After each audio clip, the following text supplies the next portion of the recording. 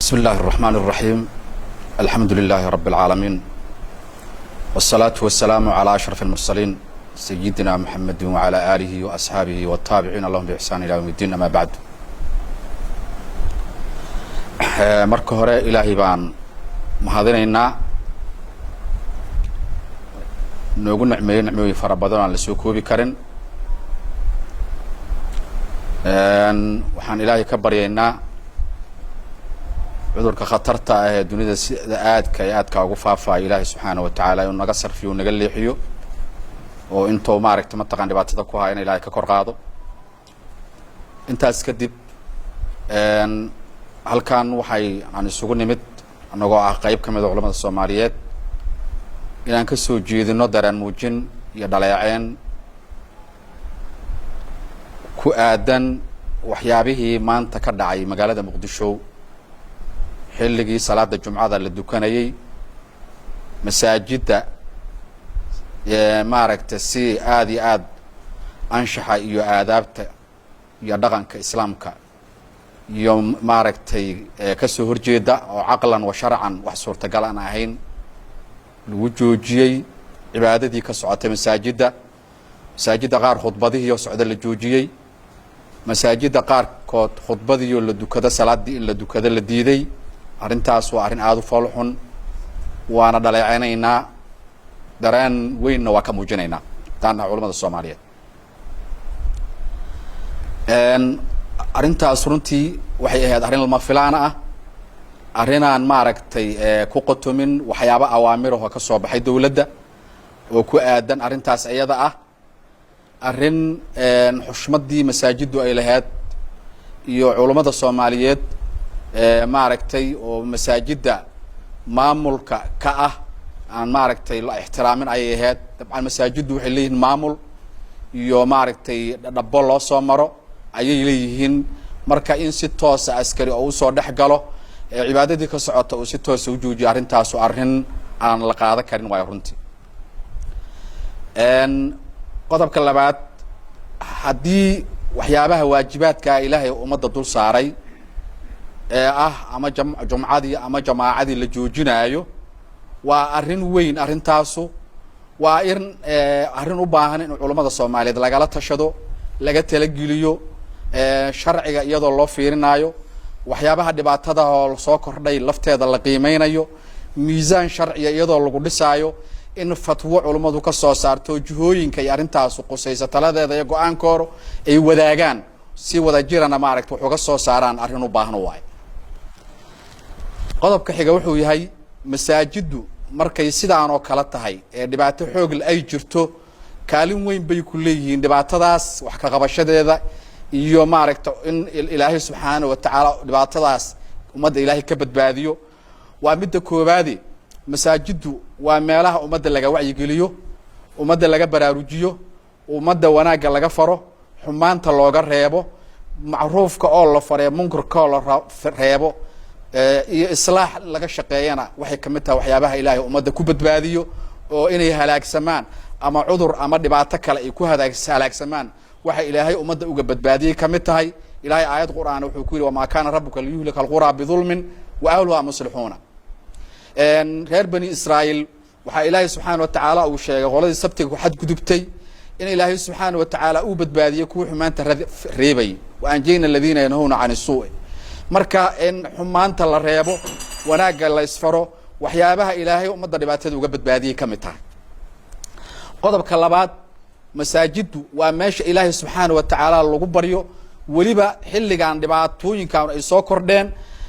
si jamac ah ayaa xilliga adoonku maaragtay oo rabbigiisa ugu dhow yahay rabbigiisa uu hortaagan yahay oo salaada lagu jiro ayaa si jamac ah salaada loogu qunoodaa oo ragcada ugu dambaysa ilaahay subxaanahu wa tacaala lagu baryaa in ilaahay subxaanahu wa tacaala ummadda uu dhibaatada ka kor qaado. ducaduna waxay ka mid tahay asbaabta ugu muhiimsan ee ilaahay subxaanahu wa tacaala ummadda dadka dhibaatada uga kor qaaday ka mid tahay. taasna waxa waaye hadda masaajidii haddii la xiro ducadii iyo khayrkii maaragtay iyo wixii ku saabsanaa ummaddan maaragtay in ilaahay lala xiriiro dhibaatadu xag Alle ka timid Allah qaadi kara. ilaahay subxaanahu wa tacaala in loo ergeeyo, in loo galiimo, in maaragtay ilaahay subxaanahu wa tacaala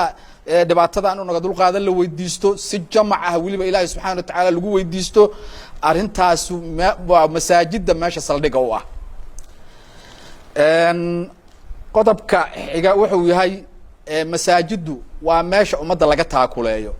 ummadda maaragtay dhibaatooyin waaweyn oo caama markay dhacaan abaarahoo kaleetood masaajiddu waan ognahay dowrka ay ku leeyihiin lacag milaayiin dollar ayay ururiyaan oo dadka dhibaataysan ay ku samata bixiyaan dadkaas dhibaataysan samata bixinta la samata bixinayana waa midda ilaahay subxaanahu wa tacaala uu dadka dhibaatada uga sarfiyo marka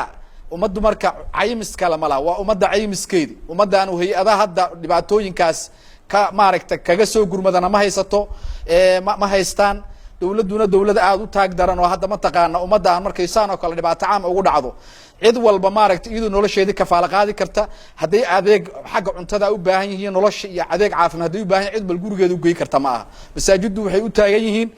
gurmadka ummadda ayay qeyb xoog la ka qaataan masaakintaas loo gurmanaya ducaday duceynayaanna ilaahay subxaanahu wa tacaala ummadda nasri iyo guul ayuu ku siiyaa dhibaatooyinka ayaa ilaahay uga sarfiyaa nabigu wuxuu yihi hal tunsaruuna wa turzaquuna ilaa biducafaa'ikum dadka waxaa ilaahay subxaanahu wa tacaala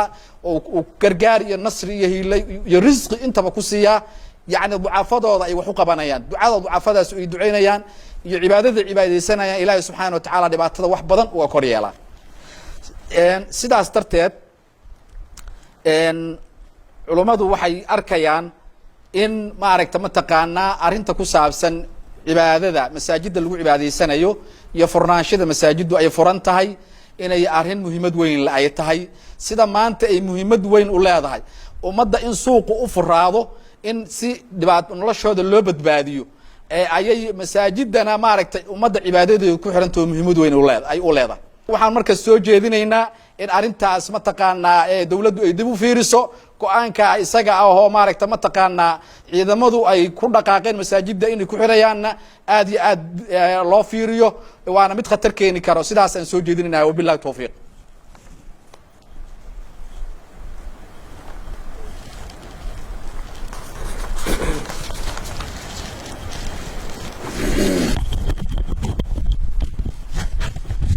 بسم الله الرحمن الرحيم الحمد لله رب العالمين صلى الله وسلم على نبينا محمد وعلى آله وصحبه وسلم waxaan dardaarmaynaa ummadda nafteenna iyo ummadda muslimiinta guud ahaan aan u dardaarmaynaa in allah subxaanahu wa tacaala ay musiibadan iyo dhibaatadan jirto in ilaahay laga magan galo meel kale waxaan ilaahay bay xaggiisana ka imaadeen shar iyo khayr xag allay ka imaadaan isaga un baana laga magan galaa laa malja'a walaa manja minka ilaa ilayk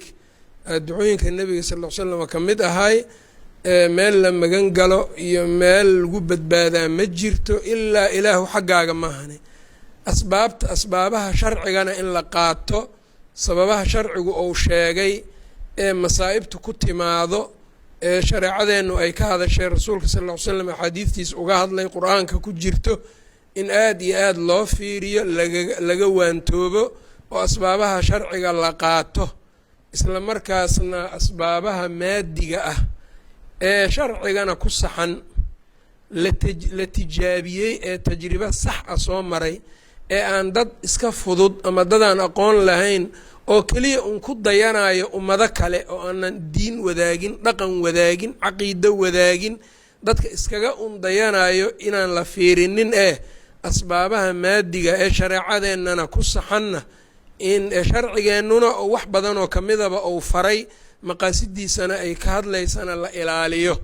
oo taa marka dadku ay taxadaraan yaanu u dardaarmaynaa hada aakhiruhu wallahu aclam sala allahu wasalam calaa nabiyina maxamed wala ali sabi wsalam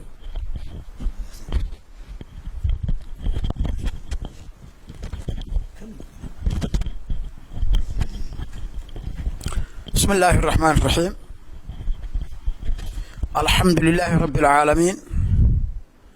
الصلاة والسلام على نبينا محمد وعلى آله وصحبه أجمعين خيرك الله نوافجيو warka waxaa dhameeyay culimadii iga horeysay dadkani waa dad culimo ah culimaduna waxay ka mid tahay waxgaradka diin ahaan iyo dunya ahaan iyo waayo aragnimada dadka waxgaradka ayay ka mid tahay duruufaha culus oo kuwan oo kaleetee markay yimaadaana dadka ay habboon tahay in lagala tashto markii go-aan la gaarahayo in lagala tashto lala meel dhigo loo baahan yahay bay culammadu ka mid tahay si arrintaas xal loogu helo marka runtii waana garan karnaa wixii maslaxad ah iyo wixii dhibaato ah labadaba aad baan u fahmi karnaa maslaxaduna intaba ahlu khayrkoo dhani waa garan karaan wax qof keliya uu garto dadka kale ka daboolan ma aha qaabka marka maanta ay wax u dhaceen runtii annagu kuma annaan qancin haddaan culamo nahay annagoo khayr doonayno annagoo cudurkaa intii ma garanaysa laga gaashaaman karo in laga gaashaanto waxaa weye taladeedana wadno diyaarna u ah sidaa iyadoo ay tahay baanan maanta ku qancin tusaale waxaan u soo qaadanayaa masaajidka waa la joojiyo waxaa la yidhi wax maaragtay lagama khudbayn karo laguma tukan karaa la yidhi markii sidaas la lahaa waddadaas markaan saa ugu soconnay waddada hareeraheeda khalaa'iqda fadhida oo isdhex taalla midka sigaarka dhuuqaya midka wax kala afuufahaya oo haddee intii masaajidka galaysay in la egba ku dhow baa sidaa ma garanaysaa yaa u tubneed kala leexda iyo kala taga wax dhahaya indha ma annaan saarin laakiin masaajidkii lagu cibaadaysanayay iyadoo uun askar soo gashay oo kala taga laleeyahay baan aragnay arrintaa waa isu kaanu qaban weyday annagu cidday isu qaban kartaana kolley iyadaa ka jawaabi doonto masaajidka waxaa isugu yimaada dadka kuwa ugu nadaafadda badan kuwa 5 jeer maalinkii cadayda kuwa 5 jeer gacmahooda dhaqa wejigooda dhaqa weysaysta isagaajiya ishabeeyaad maada kuwaas inay cudur keenaan meesha isugu yimaadaan cudur ka dhashalay laga baqo laakiin meelihii kale qashinka faraha badan lagu hayay waxaa weeyaa iska maftuux noqoto mid iska furan noqoto annaga dadkii arrintan maanta sameeyey arrintaa inay naga qanciyaan baan doonaynaa kuma aanan qancine annagoo dad waaweyn ah inay naga qanciyaan baanu doonaynaa waxaan waddadaa intaan maray aan ku arkahayay shalayta baalkii jaadka ahaa oo intii Kenya laga soo bilaabo badda soo maray oo soo gudbay oo intaasoo meel la soo marsiiyey oo dadkaasoo kala duwan oo nadaafad shaqo ku lahayn ay soo kala wareegahayeen oo laamiga lagu hayo oo la isticmaalahayo jawaano waaweyn ku jiraan shalay labadayda indhood ku arkahayay ma arkin meel bahalkii laga hortagay intii la yiri arrintaa lagu joojiyey maanan arag marka sidaa daraaddeed qaabka maanta ay wax u dhaceen waxaan aaminsanahay qaab sax inuusan ahayn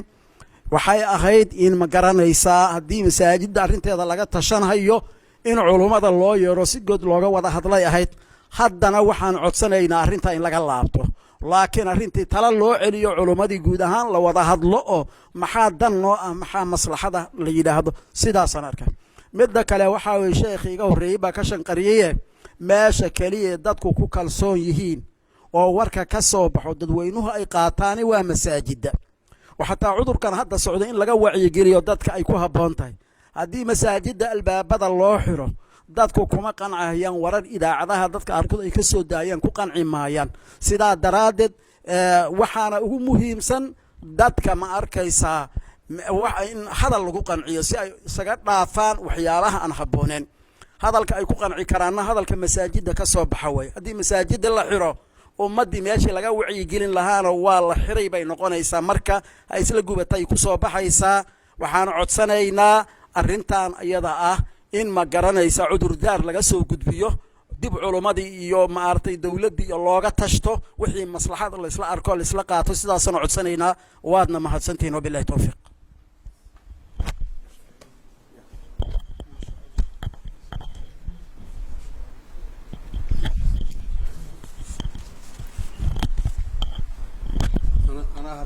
محارة الله الله يسدح لي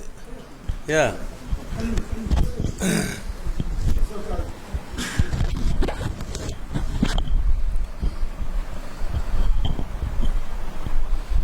بسم الله الرحمن الرحيم الحمد لله رب العالمين وصلى الله وسلم وبارك على نبينا محمد وعلى آله وصحبه أجمعين علماء إيجاه الرئيسي أيام كحوجين يا ومدان markay burburtay oo kala qaxday meesha laga badbaadiyay masaajiday ahayd meesha hadda dadkuna waxa ay haystaan waxa ugu qaalisan naftooda ka hor caafimaadkooda ka hor waxa ugu muhiimsan waxa koow ay diimaha iyo rususha inay wada ilaaliyaan u imaadeen waa xifdu diinta oo la xifdiyo way ka horeysaa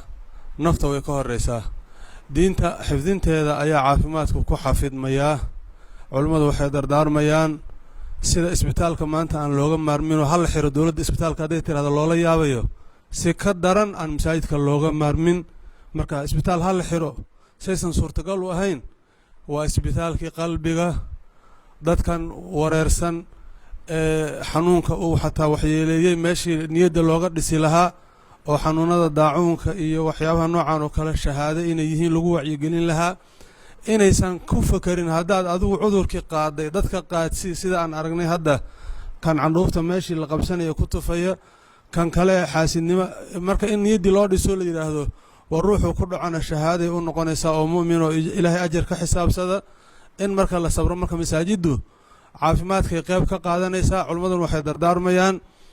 in la ilaaliyo nadaafadda la ilaaliyo sidaas si la midana sida nebigaba calayhi salaatu wasalaam uu u yidhi ruuxa toon soo cunay masaajideenna yuusan imaanin afkiisa urkiisa inuu dadka ku dhibaa la diidayaa ruuxa qabo cudur maaragtay ilaahay isagana ha caafiyo inuu maaragtay sabro oo meelaha dadka iskugu imaanayaan uusan imaanin haddii qofka afka urkiisa inuu dadka ku dhiba la diiday cudurrada faafa inuu maaragtay ummaddii ku dheeho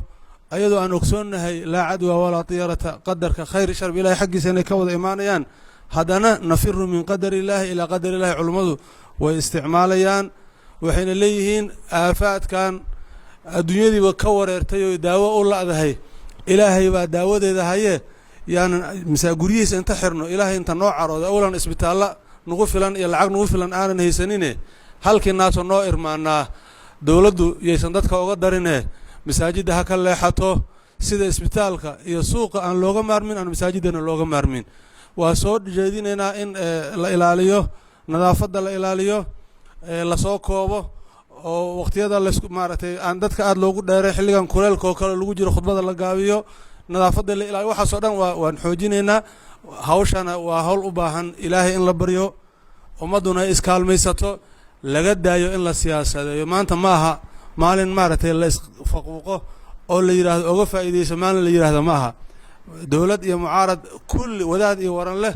inaan ilaahay u wada laabanno oon ilaahay xaggiisa u cararno iskaashanno masaajiddana